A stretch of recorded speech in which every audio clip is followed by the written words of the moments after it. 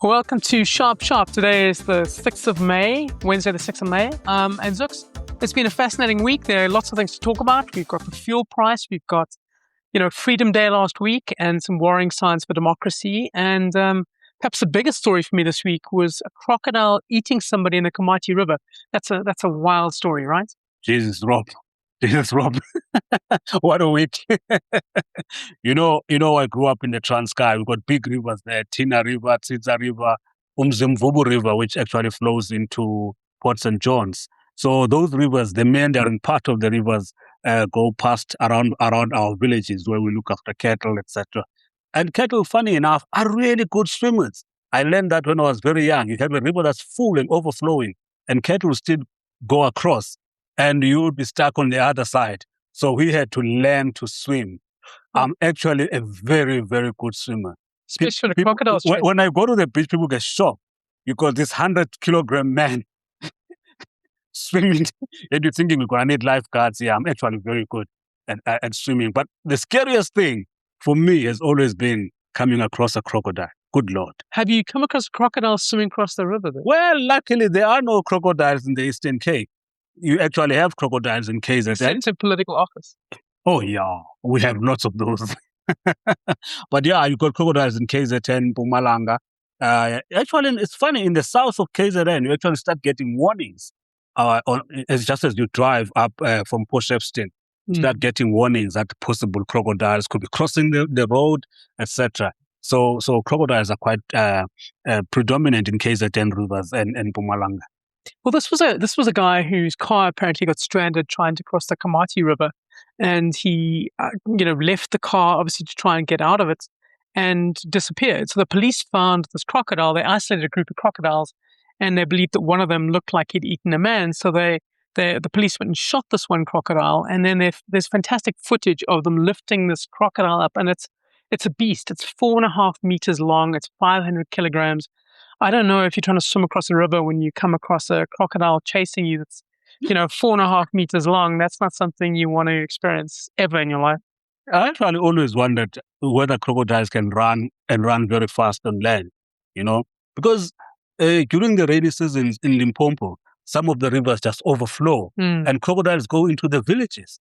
You could be walking, coming from a tavern, and here comes a crocodile. There've been a lot of footage actually in Limpopo of people coming across crocodiles when the rivers are overflowing. So I was in St. Lucia up in KZN when hippos walked through the streets. So would you prefer to have a crocodile walking through the streets or a hippo? I mean, probably neither, but if you had to pick one of them? No doubt, Rob, I would choose a crocodile over a hippo. I've seen those hippos walking in town. Actually, you got it, especially when it's a mother hippo and a baby. Yeah. Those things are very dangerous. And funny enough, a hippo can run. Yeah. You think you can? You look at the size of that thing, you're thinking, I can outrun it. No chance in hell. That thing can run. I would choose a crocodile any day. Bad-tempered as well. Well, let's get on to the crocodiles that are now eating through our pockets in the form of fuel price hikes. Zuks, we've had massive fuel price hikes this week. Petrol is up now towards, 226 Rand a litre.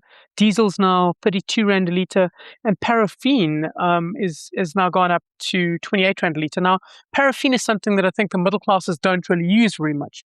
But in the townships and rural areas, paraffin's a massive thing. We are about to get into what is so-called a fire season in townships, in shanty towns across South Africa. And that's largely because of the use of paraffin, but also people use it to heat up, put up the paraffin heater and you fall asleep or somebody trips, whatever happens, but the damage is always unbelievable. 100,000 sheds burned down, etc. in winter. Where I'm going to with this, Rob, is that the poorest of the poor depend on paraffin for heating. Everything is just beyond their affordability. I bought electricity last week. I paid 500 Rand for 101 units. I was shocked. Yeah, that's ridiculous. I was shocked. 500 Rand for electricity has gone up 600%. So when you look at paraffin, who's using paraffin? The poorest of the poor. For lighting, many homes that don't have electricity, we say we've got electricity 90% of South Africa, 10% of South Africa that doesn't have electricity, or just under 10%, is still a lot. It's still a lot, and it's the poorest of the poor. And, a story on Scrolla this week talked about how the average household that uses, say, 20 liters of paraffin a month would have spent 585 Rand a month now, including paraffin, and that's up 85 Rand. It's up nearly 20% over the course of a month. I mean, that's a massive cost for the poorest households to bear. That's crazy, Rob. But that's the reality. Where I come from, just about every home has got a lot of equipment that uses paraffin. I mean, we already have electricity, but you always keep these things in the background because it's the cheapest way. Just getting now a truckload of wood for firewood in my village in Mount Frere, it's actually about 1,500 Rand. Just to buy that. So it's priced beyond anyone's affordability, which means that paraffin is the option.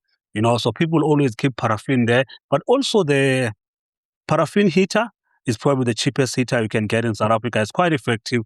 It warms the home. You can put, you can boil water on top of it. You can cook your steamed bread.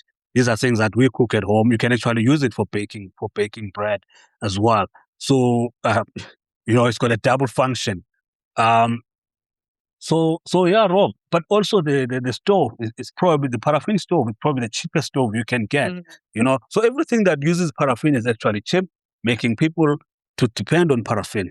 But what really concerns me, Rob, about paraffin is that there really is no standard price for paraffin in South Africa. You can have the regulated price, but by the time they buy it at the retail price in Mount Frere and then send it to my village at the local spaza shop, that paraffin from town to Mount Frere has gone up significantly, 5 Rand to 10 Rand per litre. So you have the regulated price of 28 Rand a litre, but people in villages are paying 34 Rand a litre, which is massively more expensive.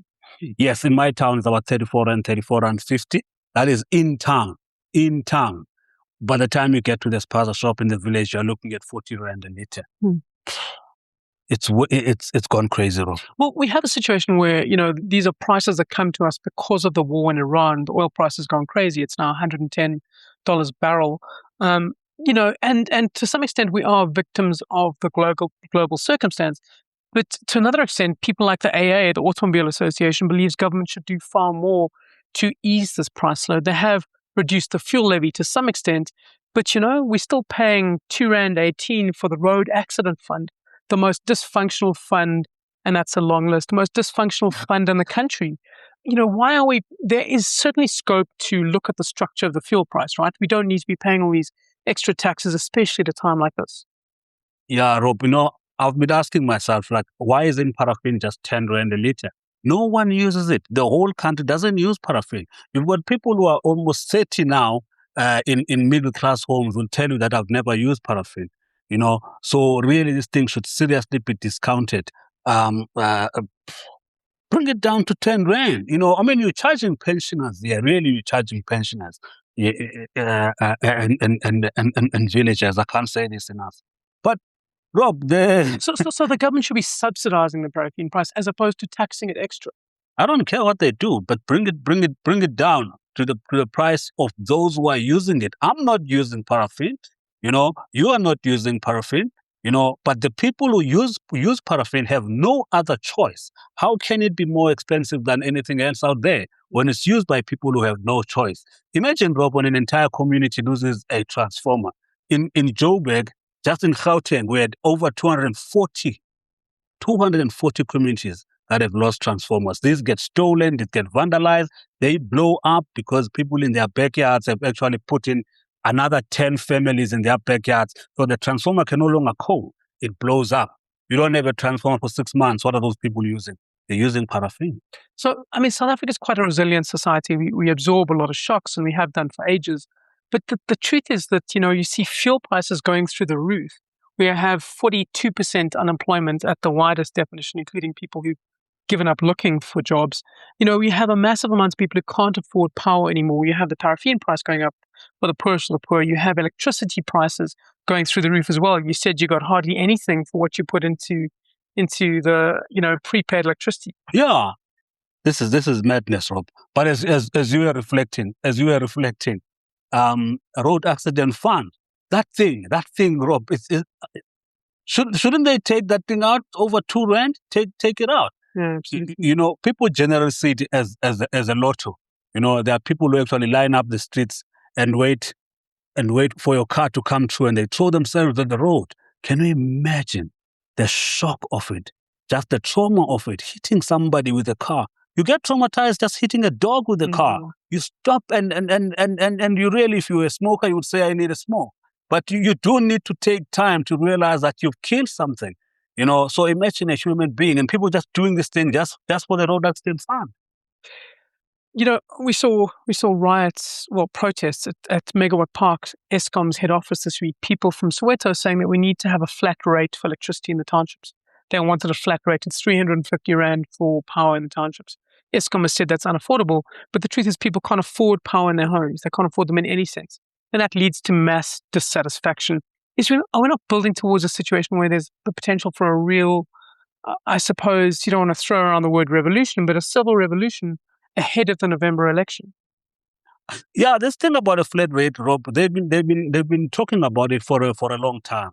I tell you, right now, Soweto owes Eskom billions of rands. A lot of people are not paying for the power, so they are stealing the power. So if you've got thousands of homes that were stealing the power, saying, can we now pay a flat rate? Start negotiating the flat rate. Don't throw it away. 350 from Soweto, where there are 2 million people living there. Can you imagine? That is money in the bag as opposed to no money at all. You can actually rebuild the infrastructure and negotiate going forward. Because right now in Soweto, there's no money to actually build the infrastructure, buy these transformers that we're talking about, and remove all of the illegal infrastructure, because now it's so expansive. It has become a huge network. To remove it is just going to cost a lot of money. I would say start discussing the flat rate. That's definitely a great idea. I think that absolutely needs to happen. It definitely hasn't happened in the past. Eskom has taken a resolute view that, no, you must pay the same electricity as the rest of the country. But like you say, if people aren't paying, there's nothing to lose for Eskom. There's only something to gain. Exactly, Rob. We got to first get the culture of paying. If you were 30 years of a culture of stealing, you need to start getting the culture of paying. And a flat rate is just the beginning of that particular process. To talk about something slightly different, we had Freedom Day last week, which is the commemoration of the April 27th election back in 1994. And what I found really fascinating is there was a recent survey by the Human Sciences Research Council, which talked about people's attitude towards democracy 32 years on. And it seems like there's a massive disenchantment with our democracy. And part of it is, like you say, people are struggling economically. They can't afford power. They don't have jobs. And what the finding that really stood out to me is that popular support for democracy has fallen from about, it was around 65%, 66% in the mid-2000s, and it's now 36% this year. It shows there's a massive disenchantment that democracy hasn't brought the gains that the ANC said it would in 1994, that people expected. Which leads to a kind of a rejection of democracy. Is this something that you see very much? It certainly is tangible in surveys like this. Yeah, Rob. It's one's experience of democracy. We can sit here and theorize about what should happen, what should not happen, but people interact with democratic institutions every single day. People go to Home Affairs, they get a certain treatment, they go to the local police station to report a possible rape, etc., and police are laughing at them. Ask all sorts of questions, and that's how people at first value interact with democracy. When you've got a problem, the first representative of the state is a police officer. If that police officer does not recognize that not only does he represent the criminal justice system, he actually is that person's first interaction with democracy, with a democratic state. He doesn't recognize the responsibility he has. And if he doesn't do the job properly, that person begins to lose faith in democracy. Now you can go to local government, people's experience with local municipalities. with local councillors, just from the local councillor in your region who's busy selling RTP houses to friends, getting EPWP, expanded public works program employees to his family and all of that. I tell you, in our region, you get a whole list of people who are supposed to get fuel, that is paraffin, for free, like my grandmother. They are on that list. And a councillor has got 20 people from his family in that list. So all those 20 litre paraffin things, they actually go to mostly to his family, and they don't go to the correct recipient. If you look at ESCOM has got an indigent list. In every single municipality, those indigent people qualify for a certain amount of electricity. Yeah. They are not given that.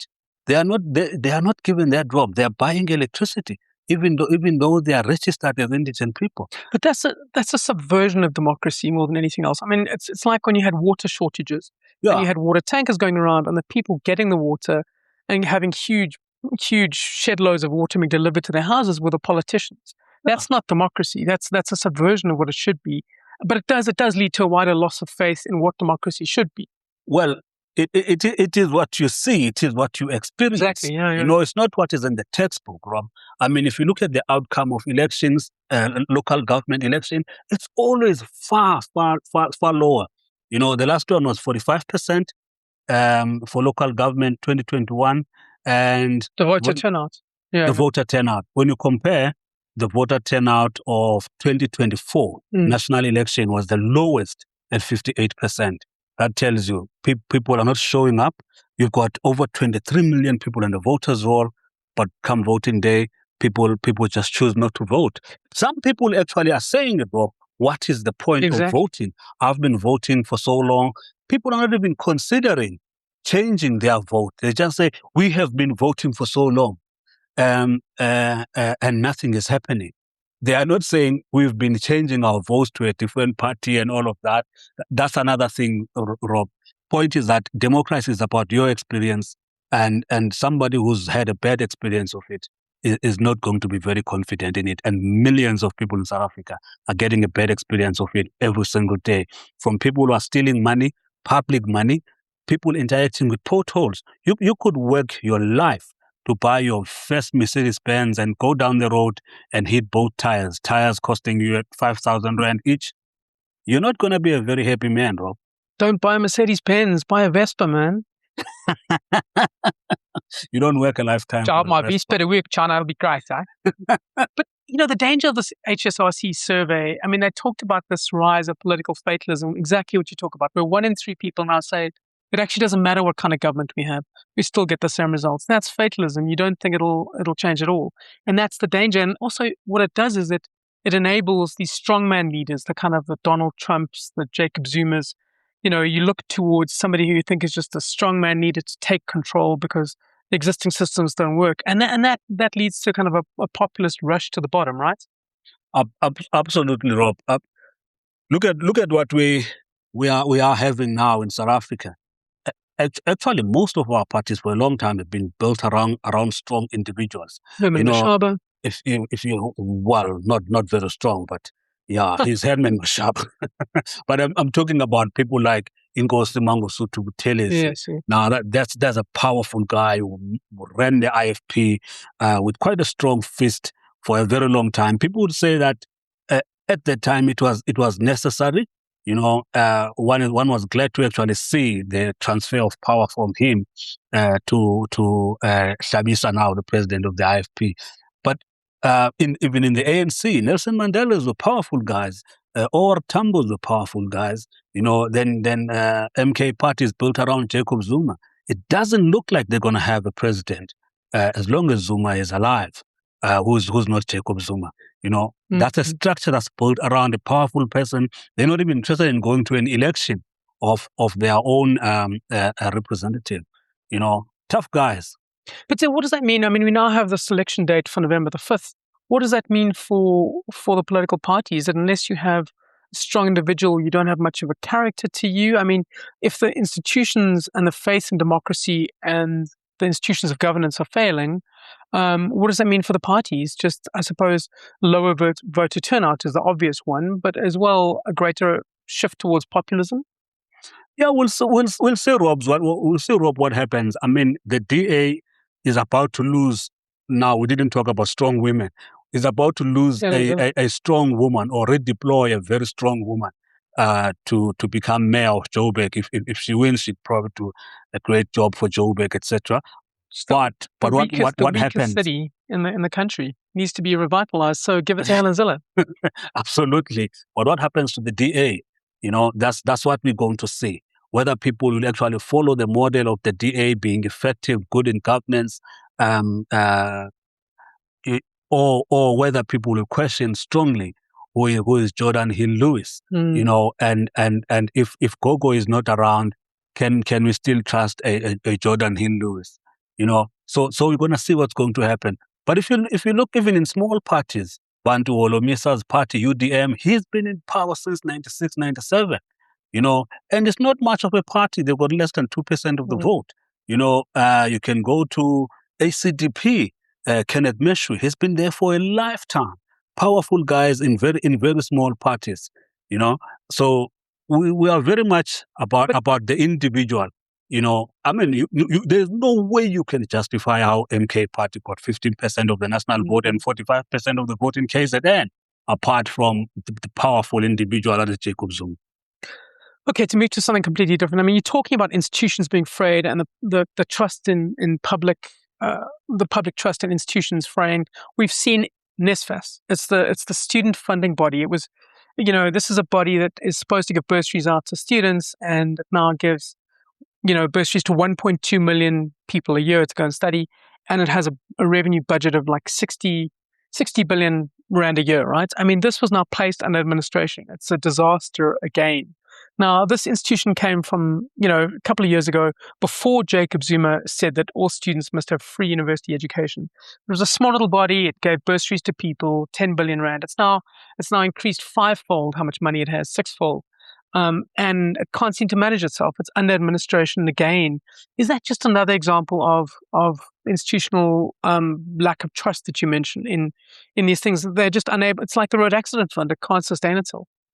Yeah, there was always going to be a problem with NSFAS, Rob, because you get the impression that the ANC and ANC government tended to think that it's something that can be run by graduates of the ANC Youth League. Employees, cadres. If you go at if you look at the NYDA, for instance, which is supposed to fund young people's business and entrepreneurial aspirations and all of that, all you get there is graduates of the ANC Youth League.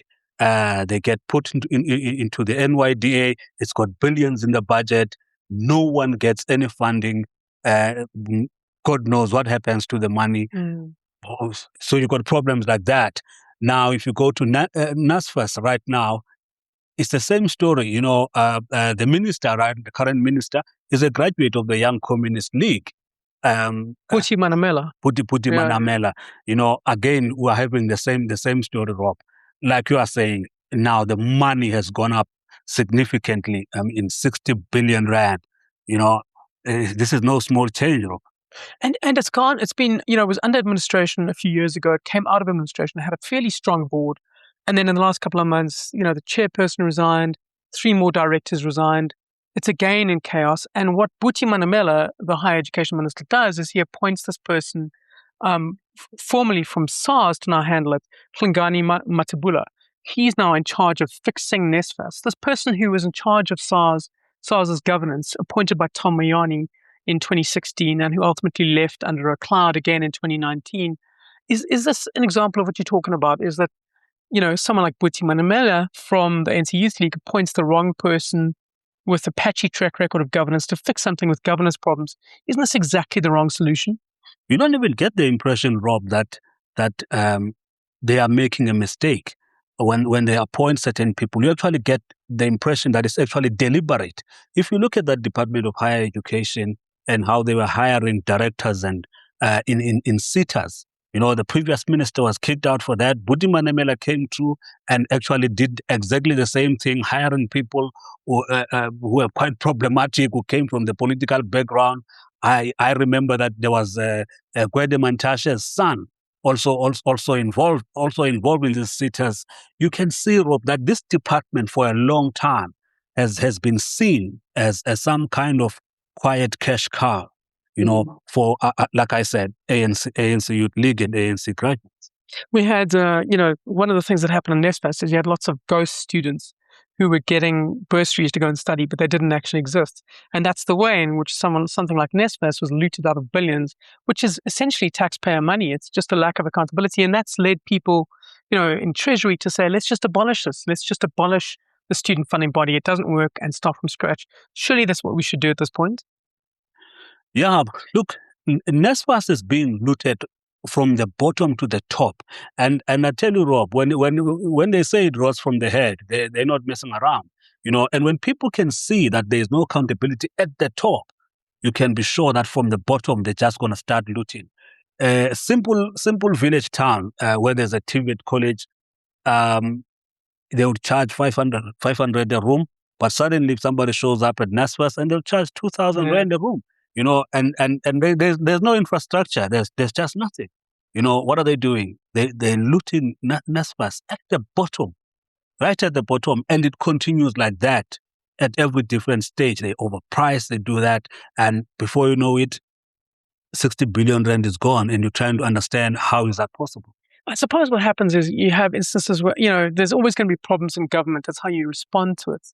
And to bring up something we talked about last week, where the woman talked about, this friend of Mungo's talked about how, when she doesn't have a problem with AI. Each time she wants to ask somebody something, she speaks to this person on the phone called Chad Du Plessis, who tells her everything she needs to know. So we had the instance where government's AI policy, its fabled new AI policy came out, and it itself contained AI hallucinations, which is just deeply embarrassing for one thing. But what the Department of Communications did is it suspended 2 people in the last couple of days for the irresponsible use of AI tools, which has compromised the policy documents. And then we've seen that in the Department of Home Affairs too, where 2 individuals were suspended for creating, including, I suppose, AI references that might have been hallucinations in the immigration policy document. So you have these instances that are deeply embarrassing things. It's how you respond to it. That's how you that's what you do with that, right? Interestingly, Rob, these are both DA departments. You can imagine how embarrassed they are in the GNU. They just came into the government to actually bring a beautiful, clean, good governance that they're touting in Cape Town, etc. And you begin to wonder, what is going on in Cape Town in terms of their policy formulation. This is quite a very, very embarrassing moment for the DA, Rob. But let me tell you, Rob. But it's how you respond to it, I suppose. You suspend people, you hold them accountable for what happened. Yeah. We'll see what happens, Rob. We'll see what happens. These things happen a lot in government, Rob. A lot of people get those who can be suspended, and you don't see the very big fish getting suspended or kicked out. You just get the officials and all of that. And sometimes when a scandal blows over, Rob, people are back in the office. Sometimes people are put on suspension and paid money every month for years. Lots of people, talking millions, lots of people in government, who legally it's very difficult to fire them, but the political pressure is still there, so they stay home and get paid for nothing. Well, I suppose the Chad Du Plessis Award for this week must go to Gwede Mantashe's Department of Minerals and Energy, which released a document saying this is what the new fuel price is going to be based on the rising cost of oil. But it messed up the calculation and said diesel would rise by 6.19 a litre as opposed to 5.27. And they said, this was due to a decimal error. But it's another instance of Chad Du Plessis, the metaphorical Chad Du Plessis getting it wrong in the department. That's just as embarrassing, right? That's very embarrassing, Rob. But look, AI is here, Rob, and we are going to have these moments. AI tools are being developed. We are trying because this is communication, this is access to information. We are trying to resist too much regulation of it. I saw in the US that they're talking about vetting AI models before they are released to the public. So this is new stuff. We are going to wrestle with it at every stage, and it's going to embarrass us here and there. So this unfortunately it happened at the Department of Communication. You wouldn't have expected to happen there.